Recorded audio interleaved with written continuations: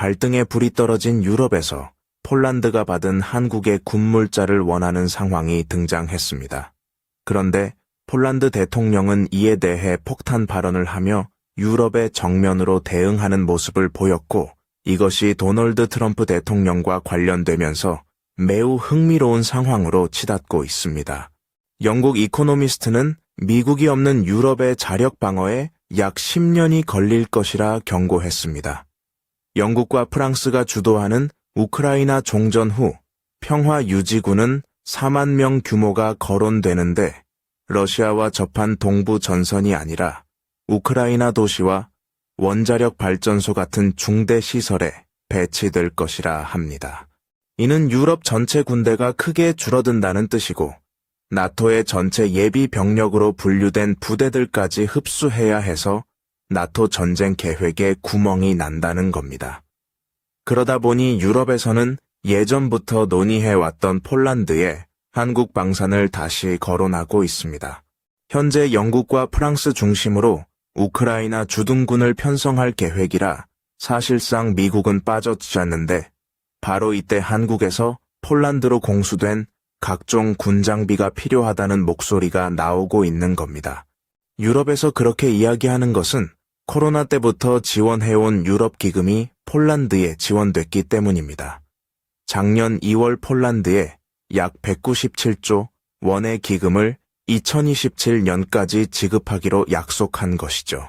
그러나 폴란드는 이것은 엄연히 코로나 동결 자금이고 방산과는 절대 별개라고 선을 그었습니다. 한국에서 폴란드로 날아온 방산 자산은 폴란드를 철통같이 지키는 자원이 될 것이라 강조했습니다. 그러면서 폴란드 국방부는 보란듯이 파격적인 모습을 공개해 유럽을 놀라게 했습니다. 한국에서 도착한 K9 자주포와 K2 전차가 예상보다 빠르게 도착했음을 발표한 것이고, 작년에 직접 5조 원을 한국에 현찰로 지불하겠다며 굼뜬 유럽과는 전혀 다른 모습을 보여준 것입니다.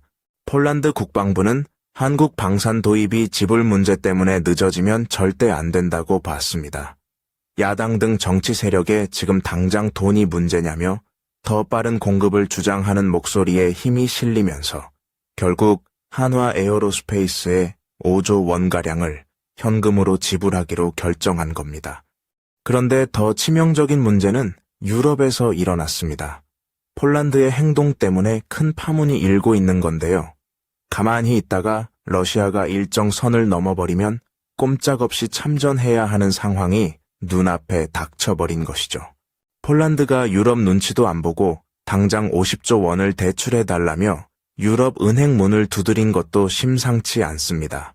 이제 유럽은 폴란드가 영내 조달을 무시했다고 비난할 게 아니라 오히려 빨리 대출해서 K방산이 들어와야 방패막이 하나라도 더 생기는 상황이 된 겁니다. 러시아 인접국 폴란드가 저렇게 서두른다면 그야말로 유럽의 위기가 코앞에 와 있는 셈입니다. 전문가들에 따르면 유럽 국가가 전투 능력 있는 여단을 만드는 것조차 매우 어렵다고 합니다. 유럽 군사 싱크탱크는 유럽과 러시아 전쟁 시 미군 30만 명이 유럽에 배치되는 것으로 예상했지만, 미국이 빠져나간다면 유럽군은 50여 개 여단을 조직해야 하는데 이는 사실상 불가능하다고 봤습니다. 스스로 군대 조직조차 제대로 못 갖춘 상황에 K방산을 요구하는 것은 지나치다는 반응도 나옵니다. 특히 독일은 이 와중에 자신이 한국 대신 유럽을 독점하겠다는 야욕을 보이고 있습니다. 유럽의 방산이 그 어느 때보다 중요해지면서 독일은 이 기회를 놓치지 않으려 합니다. 영국은 약 8년이나 한국의 K9 자주포 도입을 저울질하다가 마지막에 갑자기 독일의 RCH-155 자주포를 도입하겠다며 뒤통수를 쳤습니다. 독일이 개발한 원격 조종 곡사포로 영국의 차기 자주포 우선 협상 대상자로 선정된 것입니다. 그러나 폴란드는 독일 레오파르트가 주문한 지 5년이 되어 간다며 불만을 터뜨립니다. 최근 독일 라인메탈의 링스와 복서 등이 한국과의 대결에서 패배해 호주에서 사실상 퇴출되는 분위기였고, 레오파르트 전차는 한국 K2에 점점 생산량과 점유율이 밀려나는 게 눈에 보이는 상황입니다. 최근 스웨덴 당국에 따르면 스웨덴도 전쟁의 위협에 매우 가까이 놓여 있다고 전해집니다. 러시아의 위협이 커지고 실제 폴란드 침공에 관한 소식까지 들려오자 스웨덴 국방부 장관은 러시아와의 전쟁이 임박할 수도 있으며 이제 평화의 시대는 끝났다는 발언을 직접 내놓았습니다. 스웨덴에서 이렇게 위기가 커지는 것은 미국과 영국이 중동 위기로 유럽에서 손을 떼고 있다는 위기감 때문입니다. 그러면서 스웨덴도 한국에 대한 무기 수입을 검토하는 것으로 알려졌습니다. 스웨덴, 노르웨이, 핀란드 같은 북유럽 국가들이 그동안 너무 안일한 평화에 빠져 있었다는 겁니다. 이번에 미국은 홍해에 대규모 인원을 파견하면서 우크라이나에 대한 관심이 더욱 줄어들고 있습니다. 노르웨이도 그동안 한국의 경쟁 입찰을 시키고 절충 무역을 강요하는 등 시원하게 밀어주지 않았지만 막상 미국이 손을 거두자 초비상 사태가 도래한 것으로 확인됩니다. 심지어 노르웨이는 독일과 비교하다가 결국 독일 전차를 선택하는 실수를 했는데요. 막상 독일 전차는 납품도 늦고 기능상 문제가 드러났습니다. 러파르트는 노르웨이 지형에서 효과적이지 않다는 점이 밝혀졌고 최근 러시아 전장에서도 여러 문제를 일으키고 있습니다. 이제 이들은 막대한 현금을 동원해 한국 방산을 사들일 수밖에 없는 상황입니다. 군사 전문가들은 한국 방산을 사려면 이제 현금으로 바로 지불해야 하는 단계까지 올 수 있다고 전합니다. 국가 보안 문제이기 때문에 절충 무역조차 논할 시간이 없다는 의견입니다. 실제 이것으로 한국은 어마어마한 방산 흑자를 볼 것으로 예측됩니다. 폴란드 하나만으로도 작년에 1조 5천억 원 이상 방산을 수출했고 결국 폴란드는 미국, 베트남, 홍콩, 인도에 이어 단숨에 한국의 5위 무역 수지 흑자국으로 떠올랐습니다. 카이의 FA 50 수출 실적을 반영한 항공기 수출은 5억 달러 이상이 되었고 K2와 K9 등 다양한 계약까지 합치면 한 국가만으로도 한국의 방산 흑자가 이렇게 늘어날 수 있음을 보여줍니다. 여기에 나토까지 더해진다면 한국은 쉴 새 없이 공장을 돌려야 할 것으로 예측됩니다. 유럽 최고 방산 공급국으로 알려진 독일은 너무 늦은 공급과 여러 문제로 더 이상 한국의 상대가 되지 않을 것으로 보입니다. 한국은 유럽에서 14위였다가 단숨에 2위 방산 수출국으로 떠올랐기 때문에 독일을 따라잡는 것은 시간 문제라는 겁니다. 한편 덴마크의 뒤늦은 요구도 등장했습니다. 러시아가 유럽 앞마당으로 쳐들어올 수 있어 덴마크는 발등에 불이 떨어진 데다 트럼프 대통령은 덴마크령 그린란드를 미국이 가져가겠다는 청천벽력 같은 소리까지 했습니다. 총리는 오직 속도만이 중요하다며 한국 방산의 속도를 언급하고 있습니다. 실제 탄약 부족 문제는 유럽에서 지난 2년간 지적되었고 부랴부랴 탄약 공장을 세우려 합니다. 그러나 덴마크는 GDP의 1% 정도만 국방비로 써왔으니 탄약 공장은커녕 무기조차 변변치 않습니다. 따라서 국방비를 두세 배 늘리며 최대한 속도전으로 무기를 사들여야 하는데요. 하지만 덴마크는 눈치 빠른 폴란드와 달리 한국을 골탕 먹였기 때문에 한국에서는 싸늘한 분위기가 연출됩니다. 덴마크는 보유하던 프랑스 세자르, 자주포 19대를 모두 우크라이나에 넘겼고 그 공백을 메우려 한화와 프랑스 넥스터의 입찰을 요청했습니다.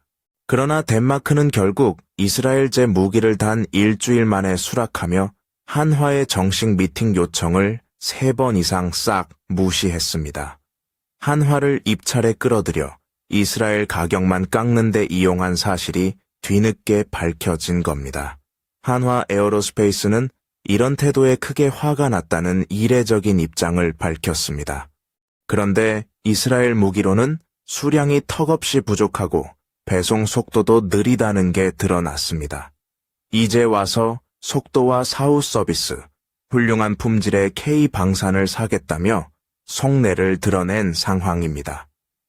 업계에서는 뒤통수를 쳤던 이들에게는 더 강화된 조건과 비싼 가격을 받아내야 한다고 지적합니다. 그럼에도 한국에 여전히 간을 보며 정신을 못 차린 국가들도 있습니다. 한국의 기술만 받으려다 난리 난 국가들인데요.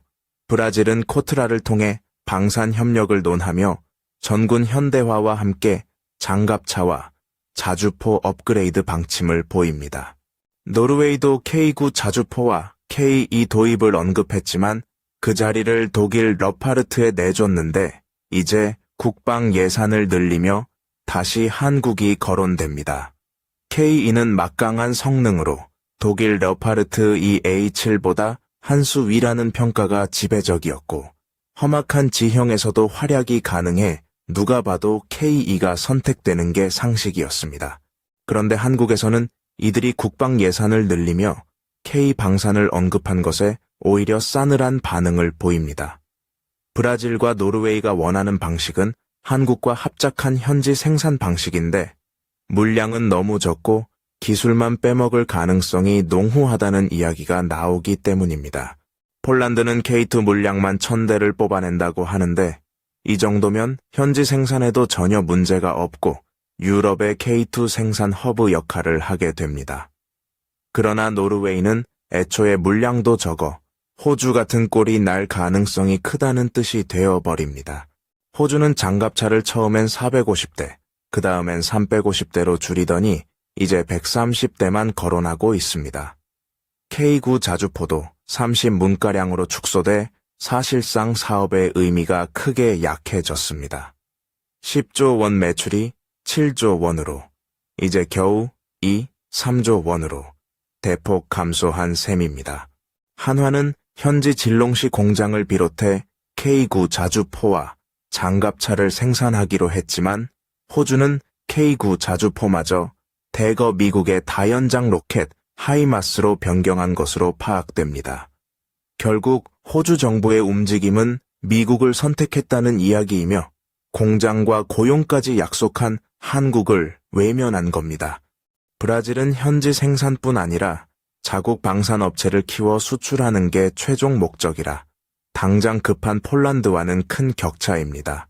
기술을 빼간 다음 자국 업체를 성장시켜 역으로 뒤통수를 칠 수 있다는 우려가 나옵니다. 따라서 많은 전문가들은 호주, 노르웨이, 브라질 같은 경우보다 가장 목마르고 절실하며 실현 가능성 높은 폴란드에 집중하는 게 좋다고 합니다. 폴란드가 1000대 이상 물량을 뽑아내면 유럽은 자연히 서로 사가려 달려드는 국면이 나오기 때문입니다. 미국은 전문 군사 외교 매체에서 미국의 AM1과 한국의 K2가 유럽 전차 시장을 지배할 것이며 그 과정에서 유럽 방산업체 대부분이 퇴출될 것으로 내다봤습니다. 지금 많은 국가가 K 방산을 이용하려고 한국 주변에 득실거리지만 옥석을 구분하고 주요 거점에 집중해 대량 생산을 밀어붙여 게임을 끝내야 한다는 말이 나옵니다.